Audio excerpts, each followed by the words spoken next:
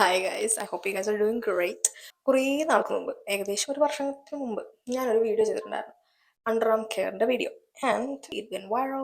ഞാൻ കുറച്ച് നാൾ എയറിലായിരുന്നു. കുറേ അധികം ക്വസ്റ്റ്യൻസും കൺസേൺസും അതിനകത്തുണ്ടായിരുന്നു. So this is the time where I am gonna be clarifying some of the things. എനിക്ക് ഒന്നിൻ്റെയും ലിങ്ക് ആഡ് ചെയ്യാൻ അറിയത്തില്ല.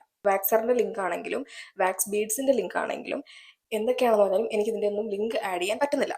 ഷേവ് ചെയ്യാതിരുന്നാൽ തന്നെ നമ്മുടെ അണ്ടർ ആംസ് നല്ല രീതിയിൽ ലൈറ്റ് ആവും. ഓക്കെ, എൻ്റെ എക്സ്പീരിയൻസിൽ നിന്ന് ഞാൻ പഠിച്ചൊരു കാര്യമാണ്. You can go for waxing or you can do laser. Waxing എന്ന് പറയുമ്പോൾ ഇപ്പോൾ എല്ലാവർക്കും ആക്സസിബിൾ ആയിട്ടുള്ള കാര്യമായിരിക്കണമെന്നില്ല. ഞാനിപ്പോൾ സ്വന്തമായിട്ട് വാങ്ങിച്ചെന്ന് വെച്ചാൽ എനിക്ക് പുറത്ത് പോയി ചെയ്യുമ്പോൾ അത്രയും എക്സ്പെൻസ് ആവുന്നത് കൊണ്ടും എനിക്ക് അറ്റ്ലീസ്റ്റ് വൺസ് എ മന്തെങ്കിലും വാക്സ് ചെയ്താലേ പറ്റത്തുള്ളൂ. അപ്പോൾ അതുകൊണ്ട് ഞാൻ സ്വന്തമായിട്ട് മെഷീൻ വാങ്ങിച്ച് ചെയ്യുന്നു എന്നേ ഉള്ളൂ. So this is the first product I'm gonna talk about. ഇതിനെപ്പറ്റി ഇതിന് മുമ്പ് ഞാൻ പറഞ്ഞിട്ടുണ്ട്, ഞാൻ ഫേസിൽ അപ്ലൈ ചെയ്യാറുണ്ട്. ഡാർക്ക് സ്പോട്ട്സ് പോകാനും അല്ലാതെയുള്ള മുഖത്തെ കുറേ ഇതൊരു എക്സ്ഫോളിയേറ്റർ ആണ്. ഇത് എപ്പോഴും യൂസ് ചെയ്യാൻ പറ്റുന്ന ഒരു സാധനമല്ല. അത്യാവശ്യം നല്ലതായിട്ട് വർക്ക് ചെയ്യും. പക്ഷേ നിങ്ങൾ ഷേവിംഗ് ആണെങ്കിലും വാക്സിംഗ് ആണെങ്കിലും എന്ത് തന്നെയാണെങ്കിലും ശേഷം ഉടനെ തന്നെ കഴിയുന്നത് നിങ്ങൾ അണ്ടർ ആംസിൽ അല്ലെങ്കിൽ ഇപ്പോൾ കാലിലാണെങ്കിലും കയ്യിലാണെങ്കിലും നിങ്ങൾ ഷേവ് ചെയ്തതിനു ശേഷം ഇതുപോലൊരു എക്സ്ഫോളിയേറ്റർ അല്ലെങ്കിൽ അടുത്ത് ഞാൻ സംസാരിക്കാൻ പോകുന്ന പ്രൊഡക്ട്സ് ഒന്നും നമ്മൾ അപ്പം തന്നെ യൂസ് ചെയ്യാൻ പാടില്ല. ഒബ്വിയസ്ലി കോമൺ സെൻസ് ഉള്ളവർക്ക് അത് ചിന്തിക്കാം, അത് ഇറിറ്റേഷൻ ഉണ്ടാക്കും എന്നുള്ള കാര്യം. But I have to be specific because some people just cannot use common sense. ഇത് നിങ്ങൾക്ക് ഒരു 2 ആഴ്ച കൂടുമ്പോൾ ഒരാഴ്ച ഒരു ദിവസമൊക്കെ നിങ്ങൾക്ക് ജസ്റ്റ് അണ്ടർ ആംസിൽ നല്ല രീതിയിൽ അപ്ലൈ ചെയ്യാം.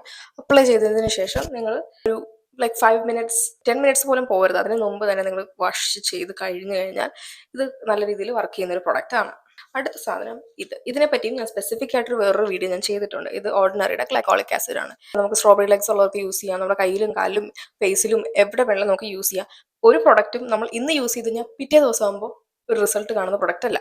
Consistency is the key. So you have to be consistent in order for these products to work. ഞാൻ ചെയ്യുന്നതെന്ന് വെച്ചാൽ നൈറ്റ് കിടക്കുന്നതിന് മുമ്പ് ആണ് യൂസ് ചെയ്യുന്നത്. ഇത് ചില ആൾക്കാർ ഡിയോഡ്രന്റിന് പകരമായിട്ട് യൂസ് ചെയ്യാറുണ്ട്. ബിക്കോസ് ഇത് യൂസ് ചെയ്ത് കഴിയുമ്പോൾ നമ്മുടെ അണ്ടർ ആംസിലുള്ള ആ ഒരു സ്മെല്ലൊക്കെ പോകാറുണ്ട്.